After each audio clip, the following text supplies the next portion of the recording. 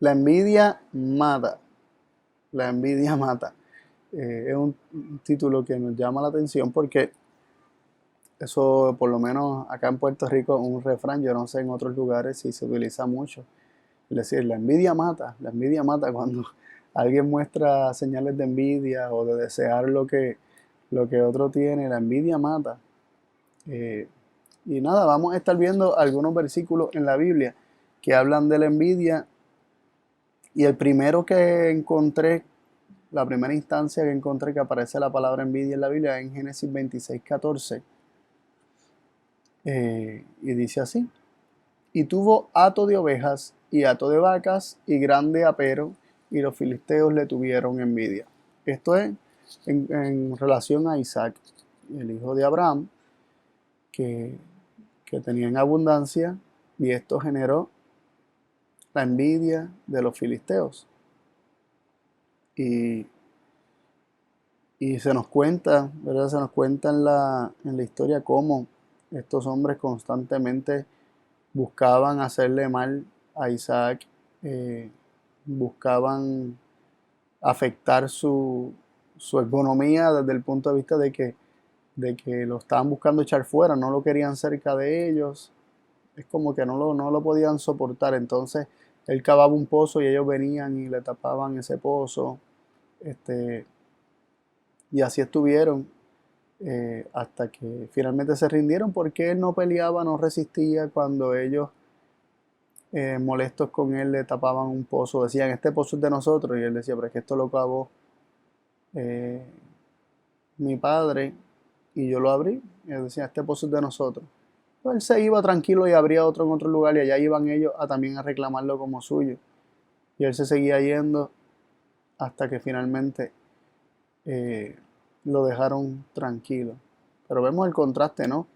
Los filisteos teniendo la envidia por todas las bendiciones que él tenía, todas las posesiones materiales que él tenía, y bendiciones, o sea, Dios lo prosperaba, pero esto él no lo obtenía ni lo obtuvo por medio de la fuerza ni por medio de imponerse, sino que Dios lo seguía bendiciendo porque él era humilde, porque él eh, no respondía el mal que le hacían con mal, sino todo lo contrario, respetaba, se alejaba, eh, eh, aceptaba la voluntad de aquellos habitantes de aquel lugar cuando no lo querían en ese lugar, pues él no se imponía, no buscaba defender su derecho, etcétera. Él tranquilo se iba. Así que vemos bien contrastado las dos actitudes, ¿no? Los filisteos con envidia, haciéndole mal, y Isaac eh, manso, humilde, respetando el deseo de los habitantes de aquella región. Eh, sí, dos caracteres muy, muy contrastados aquí. También leemos en Génesis 30, versículo 1, y dicho sea de paso, aquí no estoy utilizando todas las instancias de la palabra, aunque sí las leí, todas las instancias de la palabra envidia, eh, tanto en español como en hebreo y en griego, la estuve buscando y también busqué todas las instancias de la palabra y las diferentes traducciones que, dicho sea de paso, aparece traducido tanto en hebreo como en griego, muchas veces como celo. Pero nos vamos a concentrar en la envidia y en aquellos contextos que nos permiten entenderlo como envidia y no como celo. En Génesis 31 leemos lo siguiente: Y viendo Raquel que no daba hijos a Jacob, tuvo envidia de su hermana y decía a Jacob, dame hijos o si no, me muero. Aquí vemos a Raquel, esposa de Jacob, la segunda esposa de Jacob, aunque era la que él quería primero, es la segunda esposa de Jacob. Su hermana Lea fue la primera esposa de Jacob. Y Lea le daba hijos a Jacob, pero Raquel no le daba hijos a Jacob. Y, y esto generó envidia en Raquel. Dice que viendo Raquel que no daba hijos a Jacob, tuvo envidia de su hermana. y le decía a Jacob, dame hijos o si no, me muero. Y aquí vemos algo muy interesante acerca de la envidia. Vemos que se nos dice que la envidia proviene de ver que otro tiene algo que tú no tienes. Y el querer tener eso y no tenerlo, se constituye la envidia, ¿no? Raquel vio, y viendo Raquel que no daba hijos a Jacob, ella vio que no daba hijos a Jacob, pero él ya veía que su hermana sí le daba hijos a Jacob. Entonces tuvo envidia de su hermana. Ella quería tener lo que su hermana tenía. Y tuvo envidia de su hermana. Y esta envidia que ella desarrolló la llevó a decir lo siguiente. Le dijo a Jacob, dame hijos o si no, me muero. Así que conectada a la envidia, esto lo lleva, o sea, la envidia lleva a Raquel a sentir que si ella no tenía lo que ella quería tener, se moría. Y de ahí también podemos ir conectándolo con el título, ¿no? La envidia mata. Y ver cómo la envidia lleva al ser humano a sentir que se muere si no tiene aquello que desea para sí y que tiene otro. No solamente codicia es querer algo para ti, ¿no? Pero envidia está más conectado a que otro tiene lo que tú quieres para ti. Y están interconectadas, ¿no? Porque para que haya envidia tiene que haber codicia, tiene que haber algo que te llame la atención, algo que tú quieras, que tiene otro, ¿no? Y no solamente es querer ese objeto, sino ensañarte con la otra persona por tenerlo y tú no tenerlo. Y me llama la atención este incidente donde Raquel, por no tener hijos y su hermana tenerlos, tuvo envidia de su hermana y decía que le dijo a Jacob, dame hijos o si no me muero. Lo quiero comparar con la actitud de Rebeca. Rebeca es la madre de Jacob, esposa de Isaac, que también tuvo problemas para poder tener hijos, fue estéril por mucho tiempo. Y se nos dice en la Biblia que ella no podía tener hijos, pero ella no le dijo de esta forma a su esposo. O sea, su esposo la amaba. Dice que Isaac amó a Rebeca. Y yo entiendo que ella no tenía dudas del amor de su esposo. De hecho, nunca Isaac tuvo otra mujer que no fuera Rebeca. Aquí es diferente porque Raquel ve a su hermana como su contrincante, ve a su hermana como su competencia y siempre están luchando entre ambas por el afecto, el amor de Jacob. Entonces, Raquel siente que está perdiendo la pelea por no poder darle hijos a Jacob y por eso su desesperación. Entonces ella basaba todo su valor, toda su identidad, ya lo basaba en poder dar hijos. Y si no podía dar hijos, entonces sentía que se moría. En cambio, Rebeca no se nos muestra eso. Simplemente se nos dice que ella no podía tener hijos. Y se nos dice que que Isaac oró a Dios. Isaac oró a Dios. Y Dios abrió ¿verdad? el vientre o sanó el vientre de Rebeca, y esta entonces concibió y tuvo a Jacob y a Esaú, ¿verdad? Los mellizos. Lo interesante es que aquí ella le dice esto, reclamándole a Jacob como si fuera su culpa, dame hijos o si no me muero. Y él le dice, ¿acaso soy yo Dios por ti para hacer eso? En lugar, a diferencia de lo que había hecho su padre, que fue orar, no se nos dice que este hombre oró, sino que le dice, yo no soy Dios. ¿Por qué tú me estás hablando así a mí? Yo no soy Dios para hacer eso.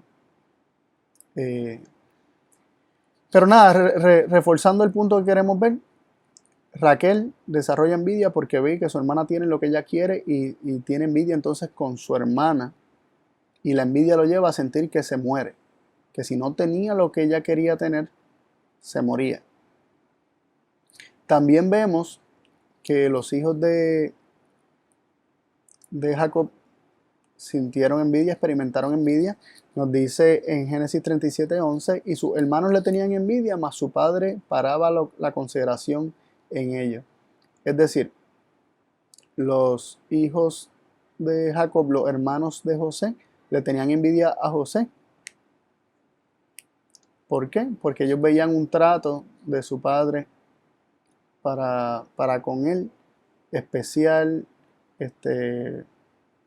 Le hizo la túnica de colores, ¿verdad? Conocemos la historia, o los que la conocemos pues entendemos de dónde viene todo esto. Hubo un trato que muchos podrían decir preferencial de parte de Jacob para con José. Era como el niño mimado de papá, y esto desarrolló envidia en los hermanos de José. Y muchos podrían decir que esto fue culpa de Jacob, y en parte sí, igual que el caso de las esposas, pero la envidia no tiene excusa. La envidia es pecado, y, y está mal. Y el hecho de que alguien trate mejor a otra persona no es la excusa, o sea, no lo puedo utilizar como excusa para yo sentir envidia, porque eso es un asunto muy personal de cada individuo, si permite que la codicia, o sea, sí, que el mal more en sí mismo y se deja llevar por esos pensamientos o esos sentimientos de mal, o realmente se aferra a la justicia de Dios y se alegra por la bendición y el buen trato que se le dé a su hermano, a su hermana, a su prójimo, etcétera. Así que no podemos culpar del todo a Jacob. Sí, en parte no está bien tener esos tratos preferenciales en cuanto a los hijos, porque causa este tipo de situaciones o provoca este tipo de situaciones. Sin embargo, la envidia es un asunto bien personal de cada individuo, y cuando la envidia se manifiesta es porque ha habido un egoísmo, una codicia en el corazón ya previamente. Ahorita estuvimos viendo cómo los filisteos codiciaban todas las cosas que tenía Isaac y comenzaron a envidiarlo, ¿no? Vimos que Raquel vio lo que tenía su hermana, que eran hijos, y ella también quería, y también quería eso.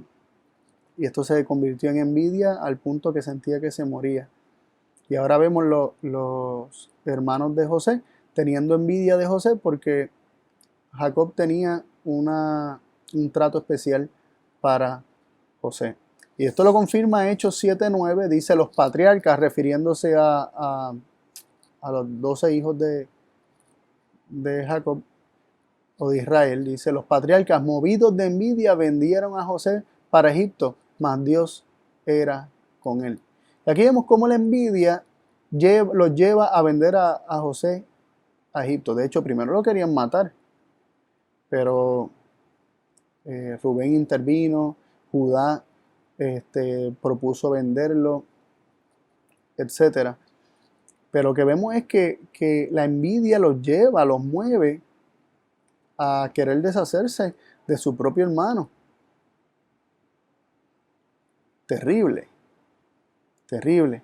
Y así sea la muerte o el venderlo, como quiera, en gran medida eran culpables de la sangre de su hermano, de lo que ocurriera con su hermano, ellos serían los culpables. Tanto así que ellos más adelante, cuando están pasando vicisitudes en Egipto, cuando fueron a buscar grano, entendían que eso les estaba ocurriendo porque la sangre de su hermano estaba sobre ellos, ¿no? Y hasta escuchaban, recordaban todavía él clamando, diciéndole que por favor no hicieran eso, que no le hicieran eso. Vemos cómo eso todavía, la culpa de eso todavía repercutía en sus pensamientos. Así que la envidia no solamente te lleva a sentir que te mueres, sino que también te lleva a querer deshacerte del objeto de, ¿verdad? De la otra persona o de la otra parte que te está provocando envidia. Así que podemos ver cómo la envidia genera otro tipo de acciones que están mal. En este caso, vemos que la envidia generaba asesinatos, deseos de asesinato, mentiras, generó mentiras para encubrir el pecado, etcétera, de lo que ellos habían hecho. Y vamos a seguir viendo qué nos enseña la Biblia sobre la envidia. En Santiago 3:16 nos dice: porque donde hay envidia y contención, allí hay perturbación y toda obra perversa.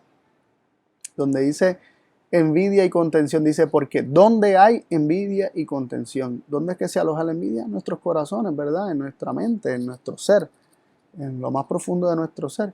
Donde hay envidia y contención, allí hay perturbación y toda obra perversa. Y a mí me llama la atención la palabra ahí contención, porque por alguna razón es una palabra que no es muy utilizada en el Nuevo Testamento, ¿verdad? En el griego, y sus instancias parecen apelar al deseo de tener algo, a buscar preeminencia, a buscar un lugar prominente, no solamente de contender o de pelear de confrontamiento o confrontación, sino que esa contención implica en el griego, ¿verdad? Y en el uso de esa palabra, implica como tratar de ponerte a ti por delante del otro. Es contención en ese aspecto, ¿no? El ponerte a ti en primer lugar por encima de los demás. Así que cuando dice porque donde hay envidia y contención, está hablando donde hay envidia y el deseo de preeminencia, hay perturbación y toda obra perversa. Y este significado de esta palabra se saca también porque en los escritos griegos es muy utilizada por Aristóteles, en los escritos de Aristóteles, implicando precisamente eso, el ponerte en primer lugar, la búsqueda de tener para ti lo primero. Así que donde hay envidia y contención, hay perturbación y toda obra perversa. Y este versículo me da la impresión que está diciendo que si hay envidia, si se aloja envidia y deseos de preeminencia, o podríamos llamarle egoísmo, ¿no? La búsqueda de lo propio, contrario a lo que el ágape y el amor. ¿Qué es lo que hay si no hay amor? Si lo que hay es envidia y contención, lo que hay es perturbación y toda obra perversa. Da la impresión que la perturbación, el hombre al tener envidia es perturbado y es dirigido a toda obra perversa. Es decir, todas las obras perversas o es como si la envidia y el deseo de la prominencia desarrolla perturbación en la persona y lo lleva a ejecutar toda obra perversa. Es como si la envidia y el egoísmo son la raíz de toda obra perversa y del ser perturbado, ¿no? Esto lo genera la envidia en el que la tiene, ¿no? Y leemos en Santiago 4:2 lo siguiente: codiciáis y no tenéis, matáis y ardéis de envidia, y no podéis alcanzar, combatís y guerreáis, y no tenéis lo que deseáis, porque no pedís. Este versículo tiene mucho para discutir, no voy a detenerme demasiado en él, pero vemos que está la codicia y está el asesinato y el arder de envidia como lo principal que se habla de lo que ocurre en el interior del ser humano. Vemos que codiciar y envidiar son invisibles, pero matar se manifiesta, es la manifestación de algo que se tiene internamente. Vimos que toda obra perversa proviene de la envidia y del egoísmo, de la contención, de buscar la prominencia. Pero vemos que codiciar, querer tener algo, desarrollar envidia para aquel que lo tiene, te lleva a matar, y dice que te hace combatir, guerrear. Todo esto es el resultado de la codicia y de la envidia en el corazón. Pero a mí me llama mucho la atención como dice, ardéis de envidia. La envidia se describe como un ardor. De hecho, la palabra para envidia en el Nuevo Testamento, que es celos, que también se traduce como celo, literalmente en el diccionario Strong's lo describe como un ardor en el interior, ¿no? Como un ardor, como arder internamente debido a algo que te está provocando eso. Y esto es posiblemente algo de lo que experimentó Caín, cuando Caín, ¿verdad?, ve que el sacrificio de su hermano fue aceptado, pero el suyo no. Y dice en Génesis 4, del 4 al 6, y Abel trajo también de los primogénitos de su oveja y de su grosura. Y miró Jehová con agrado a Abel y a su ofrenda, mas no miró propicio a Caín y a la ofrenda suya.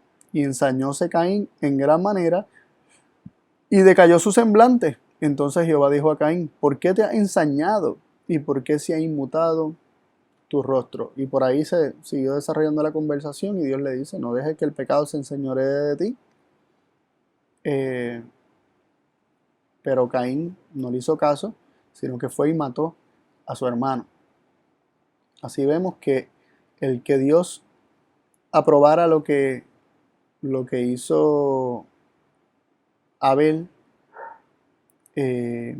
pero no miró con agrado lo que hizo Caín, por diferentes razones que no vamos a entrar ahora en detalle. Vemos que esto hizo que Caín sintiera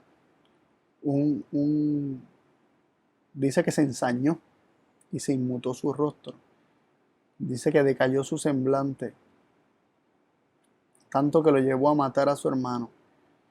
Y Dios le decía, ¿por qué se ha inmutado tu rostro? Si no haces bien, o sea, si tú haces bien, ¿acaso no te va a ir bien y Dios te lo va a dejar saber? Pero si haces mal. Entonces Caín fue y mató a su hermano. ¿Y de dónde provino este asesinato, este matar, esta obra perversa? ¿De dónde provino? Vino de la envidia, vino de la contención, vino de buscar tener el lugar primero. Él era el hermano mayor, muy posiblemente sintió cómo mi hermano menor me va a estar dando a mí cátedra, me va a estar dando a mí, enseñando a mí lo que es justo y lo que no es justo. Y fue y mató a su hermano. Todo esto por envidia. Y aunque no se utiliza la palabra envidia, vemos que es, según la descripción que estamos viendo de lo que es envidia, fue envidia en el caso de Caín. También vemos que Jesús fue entregado y fue crucificado, o fue entregado para ser crucificado por envidia.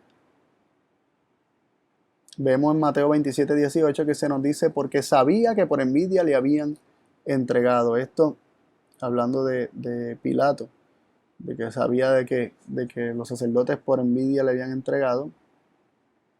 En Marcos 15:10 dice algo similar, dice, porque conocía que por envidia le habían entregado los príncipes de los sacerdotes. Así que los príncipes de los sacerdotes habían entregado a Jesús por envidia, querían que crucificaran a Jesús por envidia. Y esto lo podemos ver manifestado en Juan 12:19, donde dice, mas los fariseos dijeron entre sí, ¿veis que nada aprovecháis? He aquí el mundo se va tras de él. ¿Qué decían ellos? Que el mundo se estaba yendo detrás de Cristo, que la gente lo estaba siguiendo.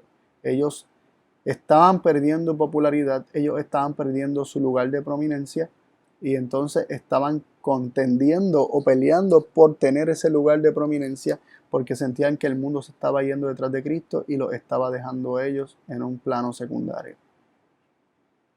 Así que la envidia los llevó a matar a Cristo.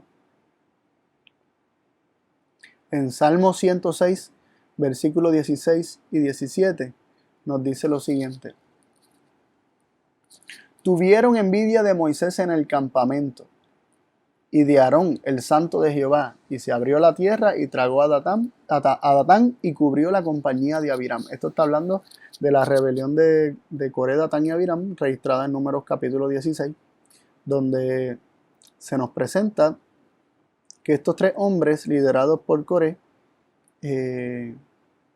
Datán y Abiram, ¿verdad? Estos hombres más una multitud que los apoyaba, eh, fueron y se quejaron de Moisés y llegaron a decir que, que todo el pueblo es santo, todo el pueblo es santo, aquí nadie está por encima de nadie, porque ustedes se ponen como líderes del pueblo cuando todos son santos de Jehová.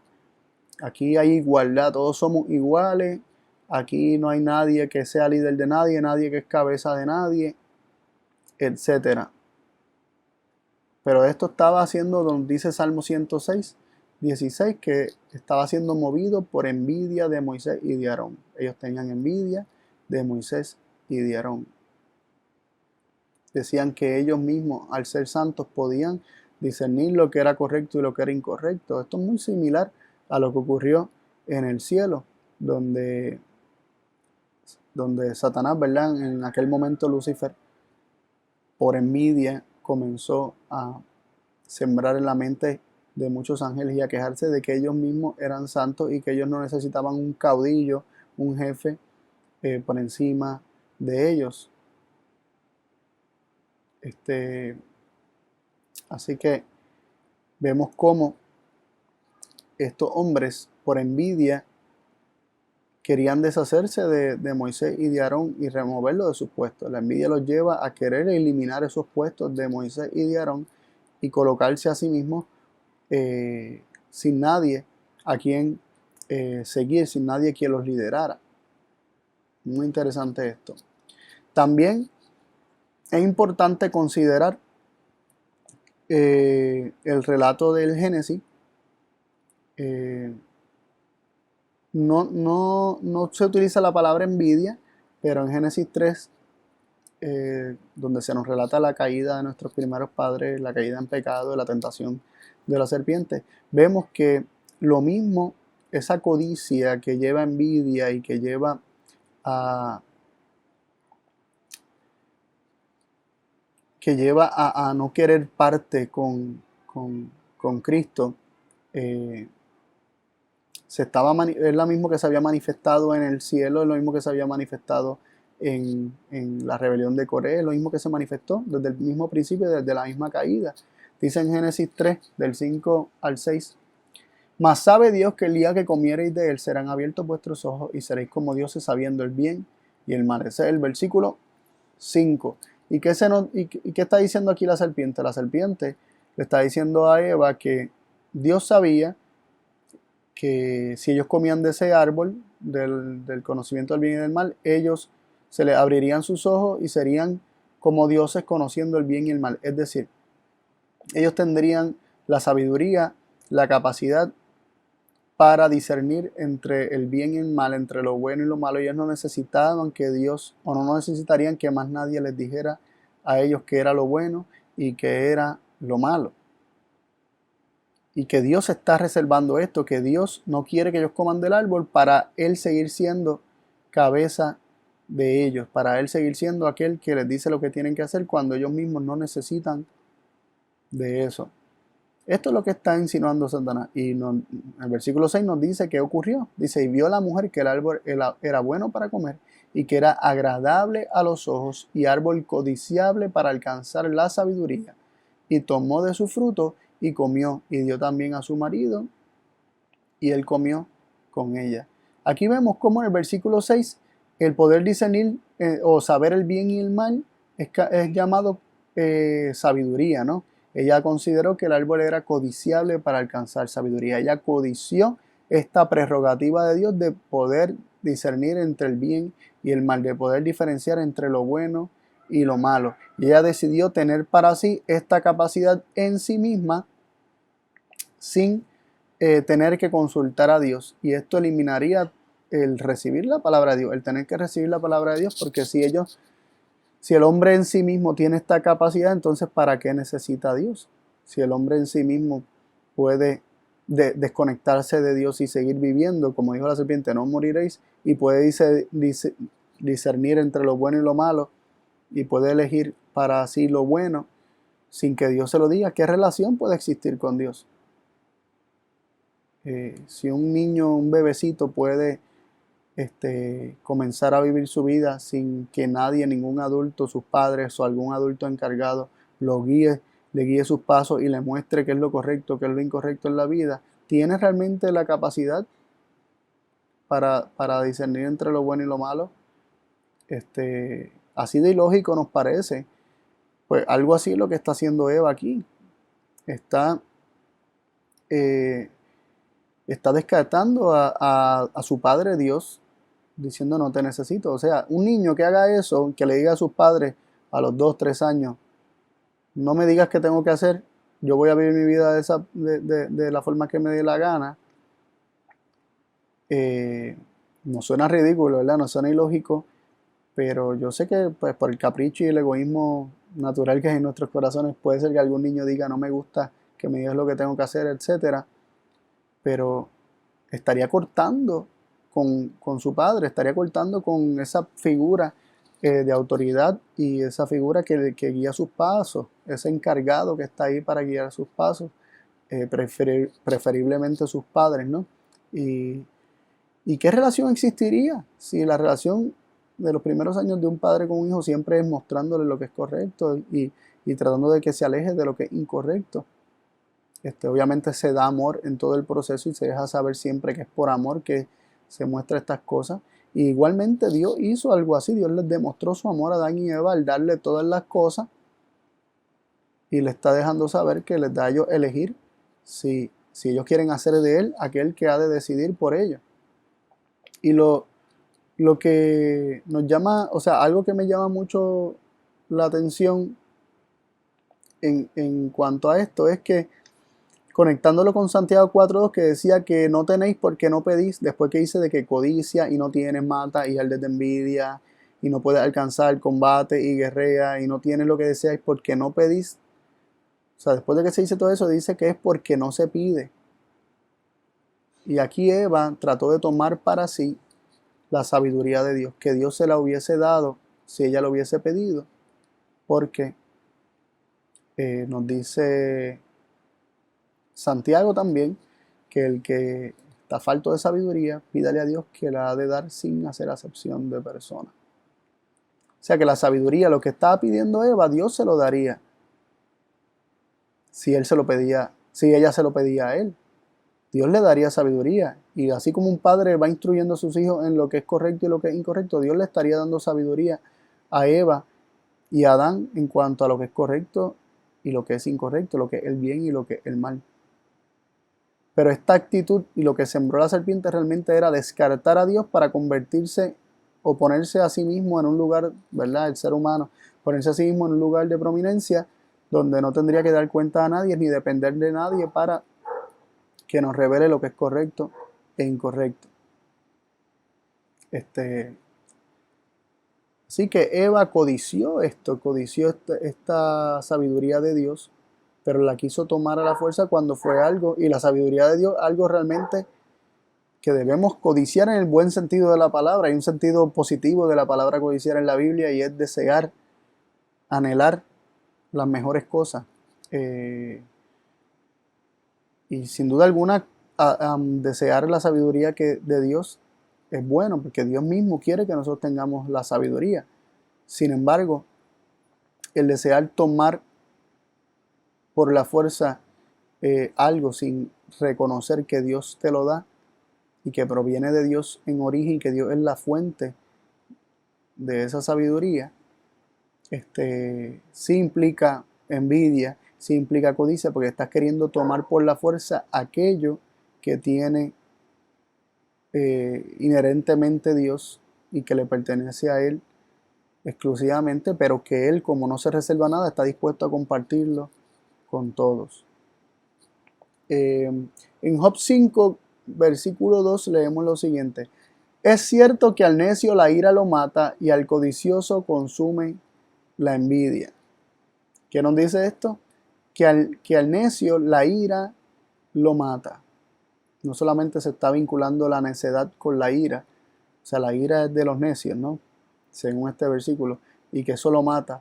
Pero luego dice, y al codicioso consume la envidia. Aquel que codicia, la envidia lo ha de consumir.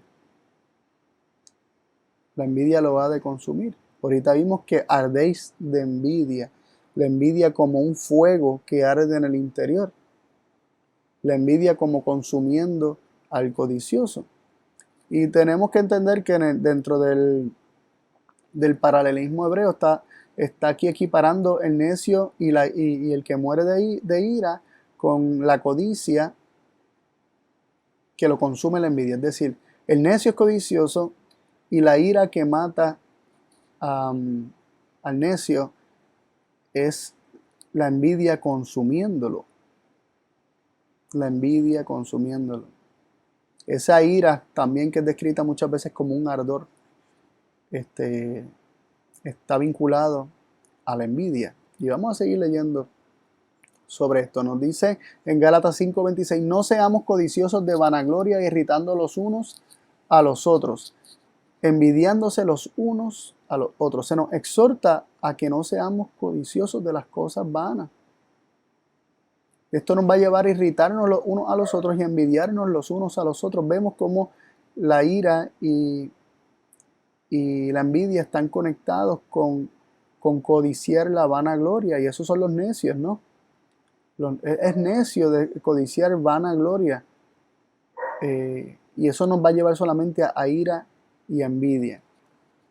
Romanos 5:12 nos dice lo siguiente: de consiguiente, vino la reconciliación por uno, así como el pecado entró en el mundo por un hombre, y por el pecado la muerte así pasó a todos los hombres, pues que todos pecaron. ¿Qué nos dice este versículo? Es bien interesante y lo estamos conectando con lo que venimos viendo. Vemos que la muerte, aquí nos dice que la muerte entró por el pecado la muerte. Sí, que el pecado entró en el mundo por un hombre, refiriéndose a Adán. El pecado entró en el mundo por Adán, ¿verdad? Por un hombre, y por el pecado la muerte. Y entonces la muerte pasó a todos los hombres por cuanto todos pecaron. Así que la muerte entra en el mundo por el pecado de Adán. ¿Y en qué consistió ese primer pecado? En codicia, en envidia, en querer tomar para sí aquello que le correspondía a otro, en este caso a Dios. Ellos fueron contaminados con la envidia del diablo, que envidió el lugar de Dios, especialmente el lugar de Cristo, específicamente el lugar de igualdad que tenía Cristo con el Padre. Lo codició, lo envidió. O sea, primero lo codició, Satanás codició el lugar que tenía Cristo. Envidió a Cristo por el lugar que tenía, y como no se le dio lo que él quería y él no pudo tener por la fuerza el lugar de Cristo, entonces se ensañó completamente en rebeldía en contra de Dios por haberle dado a Cristo el lugar que Cristo tiene. Y nos llama mucho la atención este versículo porque se conecta con todo lo que estamos viendo, ¿no? Cómo la muerte procede de la misma envidia, ¿no? Y la envidia siendo como ese pecado que introduce la muerte. De hecho, algo así menciona el libro apócrifo Sabiduría, la sabiduría de Salomón, el capítulo 2, verso 24, y lo comparto solamente como un detalle, ¿verdad? Curioso. Dice, mas por envidia del diablo entró la muerte en el mundo, y la experimentan todos los que le pertenecen. Así que la envidia del diablo, por esa envidia del diablo fue que entró la muerte en el mundo. Y en Romanos 5:12 nos dice que por el pecado de Adán entró la muerte en el mundo. Entonces, ¿qué concluimos? Que el pecado de Adán fue la envidia del diablo. Es lo mismo. Lo que Adán hizo fue participar del mismo pecado de Satanás, de codiciar y envidiar a Cristo como la sabiduría de Dios y querer tomar para sí las prerrogativas de Cristo, como la voz de Dios, como la palabra de Dios, como el verbo de Dios, aquel que comunica y que da a conocer a todos los designios de Dios y la sabiduría de Dios en general. Y dice que experimentan la muerte todos los que le pertenecen a Satanás, es decir, todos los que participan de su propio pecado, del pecado de Satanás, del pecado de la envidia, le pertenecen a Satanás y experimentan la muerte. En Salmo 73, versículos 2 y 3, y luego el versículo 17 dice así: En cuanto a mí, casi se desliaron mis pies, por poco resbalaron mis pasos, porque tuve envidia de los insensatos, viendo la prosperidad de los impíos. Ese es el 2 y el 3. Está diciendo el salmista aquí que casi se desliaron sus pies, por poco se resbalaron sus pasos, porque comenzó a tener envidia de los insensatos. Tuvo envidia de los insensatos, viendo la prosperidad de los impíos. Veía que a los impíos les iba bien y comenzó a tener envidia, y esto se le llama que casi se desliaron sus pies, por poco resbalan sus pasos. Y luego el versículo 17 dice: hasta que entré en el santuario de Dios, y entonces entendí la postrimería de ellos, es decir, de los necios, de los insensatos. Y hace un momento estuvimos viendo que los necios son aquellos que arden de ira, son aquellos que los consume la envidia. Y esos son los necios. Y aquí dice que por poco se resbalaron los pasos, porque tuvo envidia de esos necios, de esos insensatos. ¿Y cómo es el fin de esos necios y de esos insensatos que codician y tienen envidia? Que andan tras las vanaglorias. Dice que entré en el santuario, y entonces entendí las postrimerías de ellos. ¿Cómo en el santuario se ve la postrimería de estos hombres? ¿Cómo en el santuario se ve cómo es que mueren? En el santuario se ve cómo es que mueren cuando los hombres llevaban su sacrificio y degollaban el animal con el sacerdote, y luego el animal muerto era puesto y consumido en el fuego del altar del sacrificio. Ellos han de perecer. Ellos han de perecer con la carga del pecado. Ellos han de perecer. Miren Isaías 26:11 lo que dice: Jehová, bien que se levante tu mano, no ven. Verán al cabo y se avergonzarán los que envidian a tu pueblo, y a tus enemigos fuego los consumirá.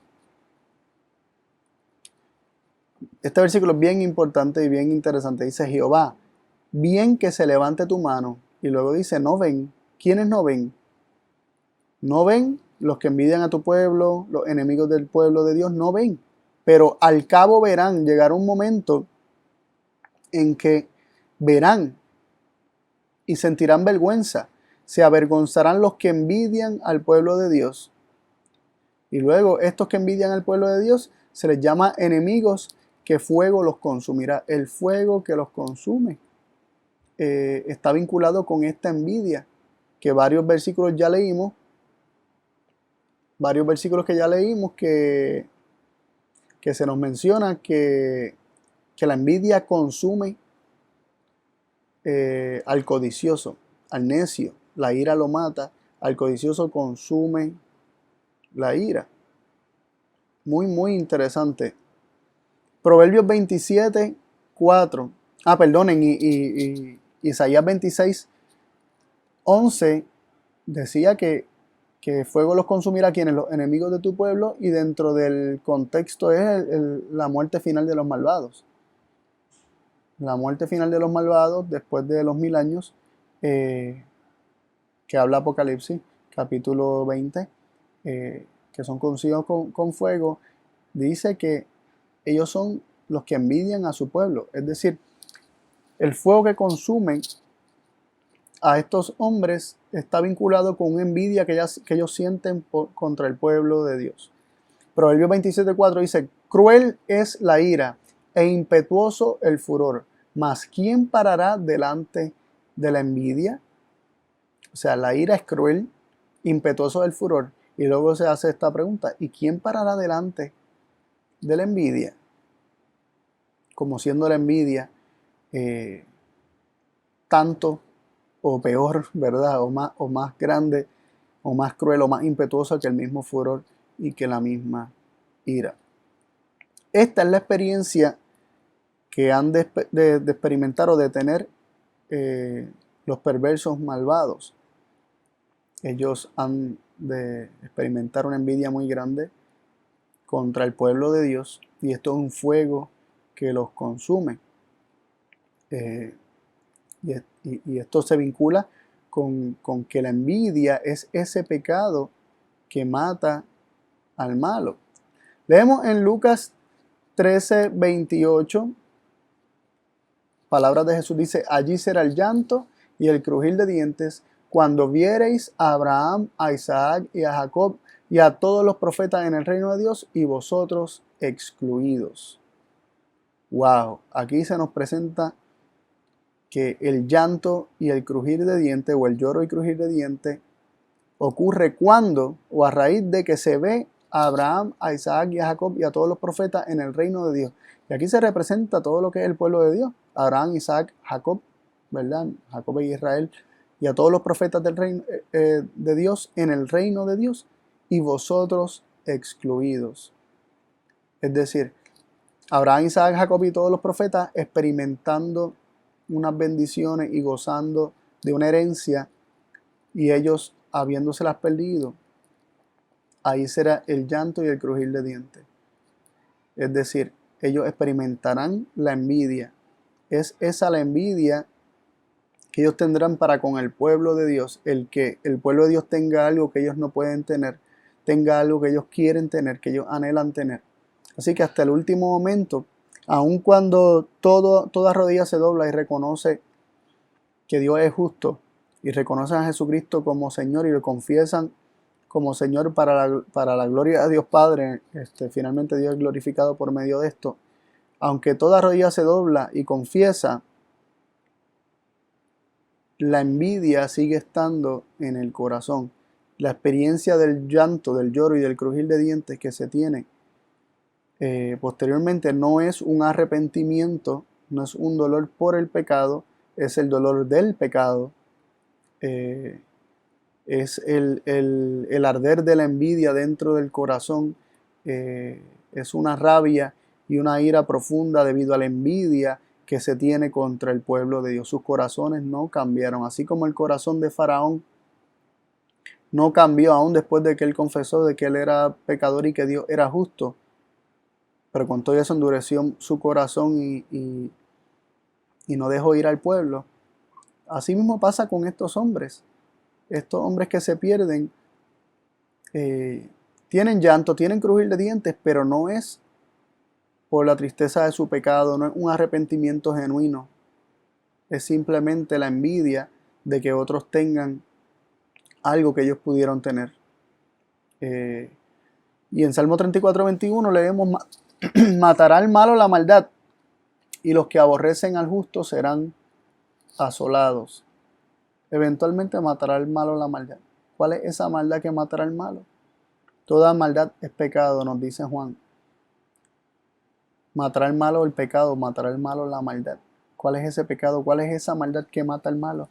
Es la envidia que lo ha de consumir finalmente. Es la envidia que es como un fuego que arde en lo profundo de sus corazones. Y esto es simplemente para arrojar un arista adicional a los temas que ya hemos hablado acerca del fin de los malvados y cómo el pecado mismo paga con muerte. Es un proceso que tiene, como mencioné, muchos aristas. Entonces, esto es uno más para considerar, ¿no? Cómo la envidia mata al malo, cómo la envidia lleva a la muerte, cómo la envidia consume, cómo no se puede parar de delante de la envidia, cómo al codicioso lo consume la envidia. Y recordamos el refrán con el que comenzamos: la envidia mata. Bueno, así lo enseña la Biblia, que la envidia mata, la envidia consume, la envidia quema por dentro. Y la envidia es aquello que se desarrolla por codiciar y por querer tener para ti lo que tiene otro, y por el egoísmo, ¿no? Vemos que la raíz de todo esto es el egoísmo, el querer ponerte a ti por encima de los demás, por buscar lo propio, en lugar de pedir. Ardemos de envidia y no tenemos lo que queremos ni nada de eso. ¿Por qué? Porque no pedimos. Dios nos ha dado todas las cosas en Cristo. Nos dice Romanos 8:32 que el que no escatimó ni a su propio Hijo, sino que lo entregó por todos nosotros, ¿cómo no nos dará juntamente con Él todas las cosas? Dios nos ha dado todas las cosas en Cristo Jesús. Pedid y se os dará, nos dijo el Señor. Todo cuanto tenemos necesidad, Dios lo sabe y Él está más que deseoso de suplir nuestras necesidades. Tenemos que pedirlo, pero que lejos de nosotros esté el estar mirando lo que tiene el otro y cuán bien le va al otro y cómo el otro prospera y avanza. Que lejos de nosotros esté ese pensamiento, porque eso sería resbalar y caer en el camino de los perversos, en el camino de los malvados. Eso sería comenzar a cavar nuestra propia poza, o pozo o fosa, y caer en el propio hoyo que nosotros cavamos.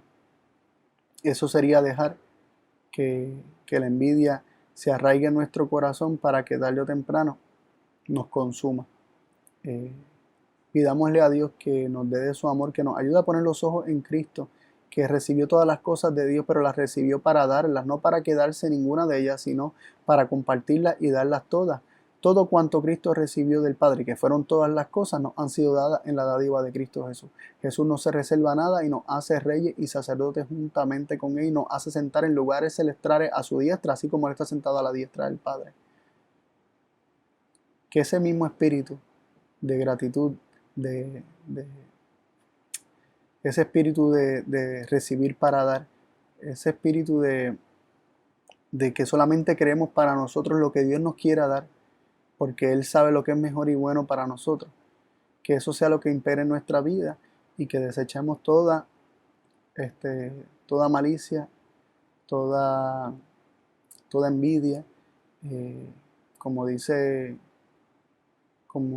algunos versículos, ¿verdad? Que desechemos todas esas cosas, que no dejemos que nada de eso tome el control de nuestras vidas.